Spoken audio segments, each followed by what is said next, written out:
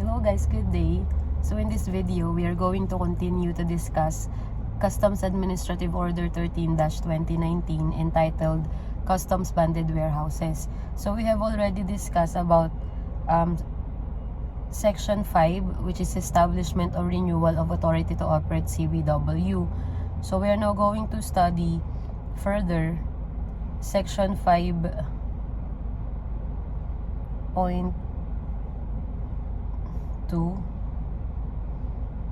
Okay, so let me just check on here. Okay, so we have already studied up to the application for accreditation and renewal as member, subcontractor, and client exporter. So let's now begin with validity of authority to operate. So hanggang saan daw ba yung validity ng authority to operate a CBW? So the authority to operate a CBW, including warehouse extensions and additional facilities issued pursuant to this CAO, shall be valid for 3 years counted from the date of the approval of the application for establishment as stated in the Certificate of Authority to Operate. So, the validity of the authority to operate is 3 years from the date of the approval of the application. Okay, if the term of the lease of contract submitted during the application is less than 3 years, the validity of the authority to operate shall be coterminous with the lease of contract unless a new contract of lease with a longer period is submitted. Okay, so for example, that the lease of contract that you submitted is only for 1 year, you need to have the lease of contract renewed for you to be able to use your authority to operate. Because if your lease of contract already expired, then that means that you do not have the authority to operate anymore, because it's a co-terminus wherein it should be as long as you are leasing the property where your CBW is at.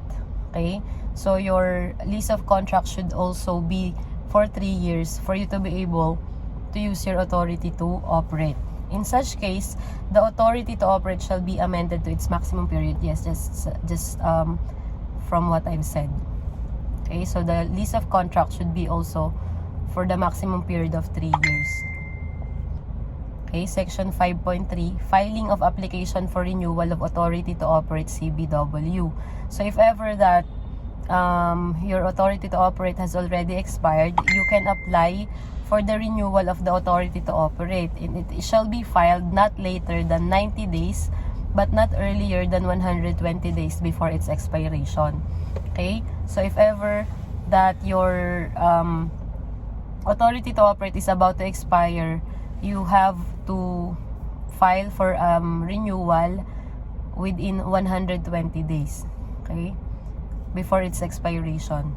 For CCBWs or ICBWs with more than 10 members or client exporter respectively, application for renewal shall be filed not later than 120 days before its expiration. So, if you are not CCBW and ICBW, that would be 120 days but not later than 90 days. But it's specifically if you are CCBWs or ICBW, you are given 120 days only before its expiration. So what are the requirements for renewal? So the requirements for the renewal of authority to operate a CBW shall be as followed. So if applicable, you should have certified true copy of your amended articles of incorporation if you are a corporation, or articles of partnership and bylaws if you are a partnership. You should also submit the updated general information sheet, certified true copy of your mayor's permit, barangay clearance, ITR, and latest audited financial statement, copy of the certificate of title to the real property, or if applicable, copy of renewal of lease of contract, your warehouse location or vicinity map showing the area and means of access, updated list of machineries and equipment, updated list of materials to be imported, formula of manufacture, and the affidavit of change of circumstances with supporting documents. So the renewal requirements are just like your requirements when you are applying for the authority to operate at the first time, but you just need to submit the updated ones. Okay, in case of CBMW with subcontractor, CCBW and ICBW, the joint application for renewal shall be supported with all the above requirements compiled by all the CBMW, CCBW, and ICBW, and each subcontractor, member, and client exporter respectively. So again, if you are a customs banded manufacturing warehouse na merong mga subcontractors, you need to get all the requirements from all of them also. Okay, so next, post-application requirements. Upon submission of application for renewal of authority to operate, the operator shall secure and the Bureau shall issue the required inspection report, clearances, or certificate of no accountability of the CBW. In doing so, the Bureau shall be subject to the provisions of the Anti-Red Tape Act.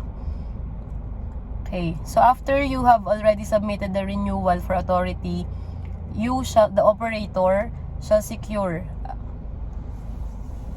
and the Bureau shall issue the required inspection report. So there should be an inspection report, clearance, and certificate of no accountability of the CBW. So before the renewal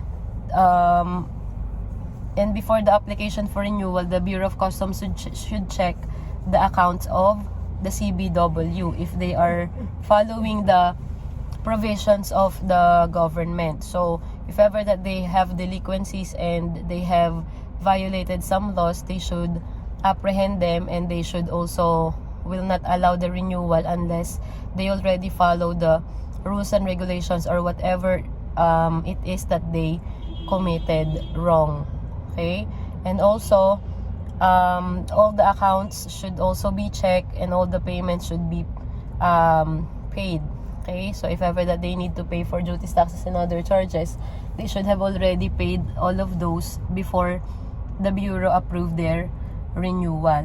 Okay, and also the Bureau shall be subject to the provisions of the Anti-Red Tape Act. Okay, so let's now proceed to 5.5, late filing of application for renewal of authority to operate.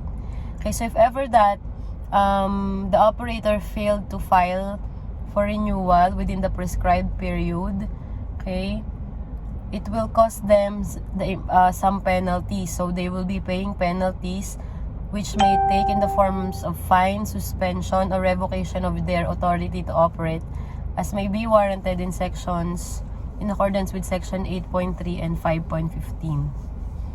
Okay, so you should the operator should always remember to renew their authority to operate within the prescribed period of time.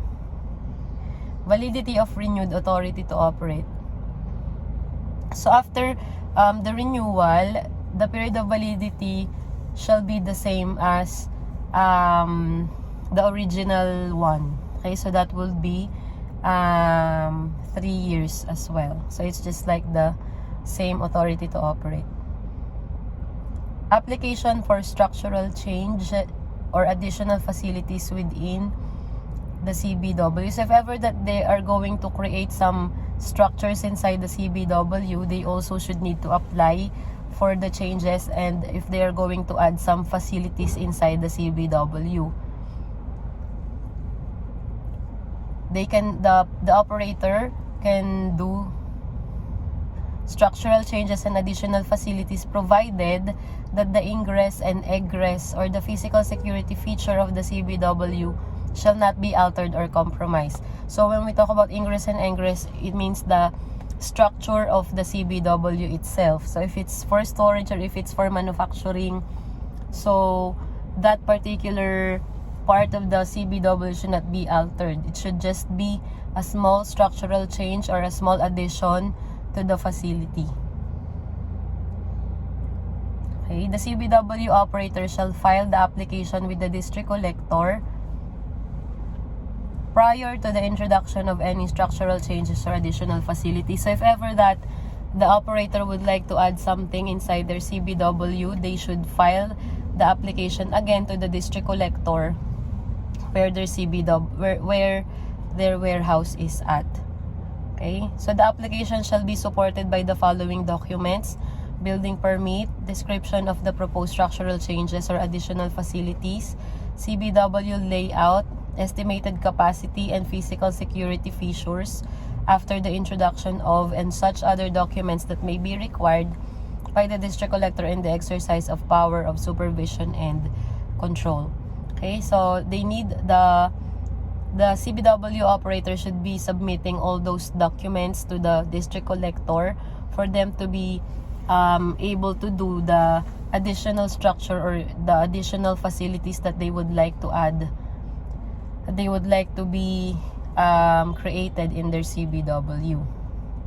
Now, what is the process if they would like to apply for an extension warehouse? So we already know what an extension warehouse is. It is a warehouse outside of the CBW itself, but it's also an extension from the word itself of that particular CBW. So what if the CBW operator would like to have an extension warehouse?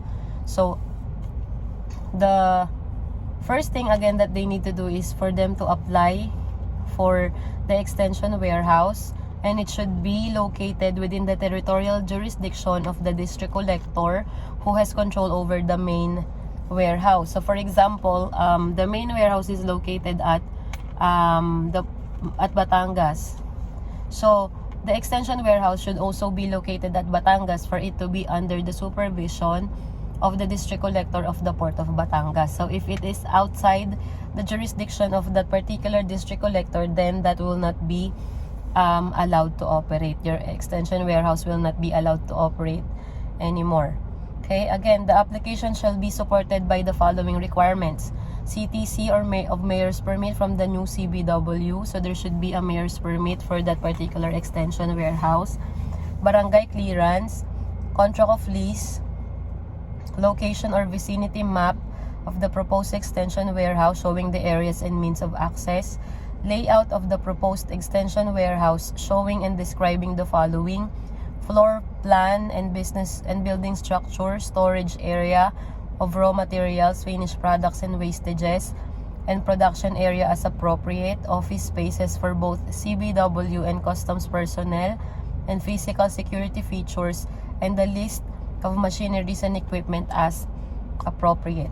So in case the proposed extension warehouse or facility is located in a place outside the territorial jurisdiction of the district collector where the main warehouse or facility is situated, such shall be treated as a new application and shall be filed with the district collector who has territorial jurisdiction over the area where the new warehouse is located. So just like what I've said earlier, if ever that you have your extension warehouse outside the jurisdiction of the Bureau of Customs, that has authority under your main warehouse, then that particular warehouse, extension warehouse that you're going to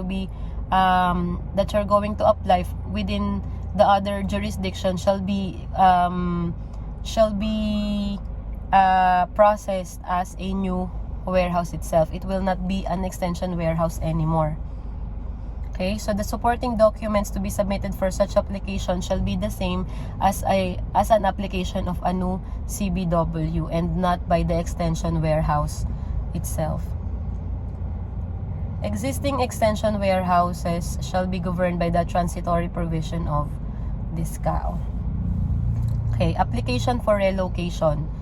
As a general rule, any application for relocation of a CBW shall be approved by the commissioner as recommended by the district collector. So when we talk about relocation, meaning that you're going to transfer your CBW to another place or to a place outside the jurisdiction of the district collector of that particular CBW that you already have. So, in cases where the CBW is relocated to another structure or warehouse within the same compound or building, the application shall be approved by the district collector concerned, subject to the compliance with Section 5.83 of BSCA. Oh, so that will just be treated as an extension warehouse. Okay? And any unauthorized relocation shall be ground for the suspension or revocation of the authority to operate issued by the CBW, its members or subcontractors, as the case may be. Okay? Now, physical inspection by the Bureau. In all cases of application for structural changes or additional facilities, extension warehouse or relocation of CBW, physical inspection of the premises must first be conducted prior to approval. So, before your extension warehouse be given authority to operate, the Bureau of Customs shall go to that particular area where you applied for an extension, and they're going to physically inspect the area before they approve your application to operate your extension warehouse. So for the annual supervision fee and other charges, the Bureau shall impose an annual supervision fee, service fee, and other charges on the operations of CBWs, including extensions and additional facilities, if any, in accordance with the schedule provided under CAO on service fees. Okay? So they are going to pay for the annual supervision fee and all the other charges to the Bureau of Customs. So let us now discuss the administrative provisions of CBWs. So let's proceed to the general policies. Exemption from duty and tax of goods in the CBW. Goods duly entered for warehousing in CBW shall be exempt from duty and tax within the allowed period of storage unless withdrawn for consumption, exportation, or transit to a free zone or another CBW, in which case such withdrawal will be subject to the applicable rules and regulations on liquidation of the warehousing entry. Again, as a general rule, if you're going to enter your shipment for warehousing in CBW, you are not going to pay for the duties and taxes of that particular goods. You are just going to pay the duties and taxes if you're going to withdraw that particular goods, or if you're going to take away some articles from that particular CBW. Okay, so whatever your reason is, if it's for consumption or exportation, or if it's for transit to a free zone or other CBW. Raw materials importation. CBW may import articles based on its approved formula of manufacture as duly authorized. Okay, so the CBW that, for example, you are going to import some things, the articles that you should be importing are just those that are approved from the formula of manufacture that you submitted the Bureau of Customs. So if you're going to import another article that is outside of or that is not on the formula of manufacture, then that will be another issue that you need to talk with the Bureau of Customs, because they might penalize you if you did not follow the articles that you can just import within that particular CBW. Compliance rating system. The Commissioner shall establish a compliance rating system which shall be used to measure and assess the compliance and performance levels of all CBWs, especially with regard to applicable laws, rules and regulations, and other performance factors such as import-export and economic viability, among others, in consultation with the stakeholders. The system shall be utilized by the Bureau as a risk management mechanism in its evaluation of any application, or used as basis in any action which may be taken by the Bureau, or again a CBW. For record purposes, all documents shall be kept for 3 years. Again, so just like the Bureau of Customs, they are recording the documents within 3 years. They are keeping their documents safe within 3 years, because they are going to have a post audit of those documents that, or of those transactions that they had within the last 3 years. So what are the requirements prior to operation? So before you start your CBW, or before you operate your CBW, okay, so there are some requirements that you need to comply with. Customs officers and personnel, in pursuit of the supervisory and control functions over the CBW by the district collector, assigned customs officers and personnel shall monitor and implement control measures for customs purposes in accordance with the existing organizational structure and staffing pattern. So again, the customs officers and personnel shall have the jurisdiction and control over the CBW operation. Provision for a suitable working space for Bureau personnel. The CBW operator shall provide customs personnel with suitable working areas, complete with office equipment and supplies necessary to perform their basic functions. Okay, so in the CBW, there should be a designated area for e-customs personnel where they can where they can have their office. Okay, so they should provide them with all the necessary things that they need, the supplies and equipment that they need to perform their basic function inside that particular CBW. So the CBW should have a place for the Bureau of Customs inside their warehouse. So what are the work hours? Customs personnel assigned to the CBW shall strictly observe regular office hours and record their attendance in accordance with the Civil Service Rules and Regulations. The CBW operator shall promptly report to the district collector any unauthorized absences. So just like those that are working inside the Bureau of Customs, the customs personnel that are inside the CBW should be reporting in a regular basis, and they should be there during regular work hours as well, and they should also be recording their attendance just like a regular employee in the Bureau of Customs. The lock and keys.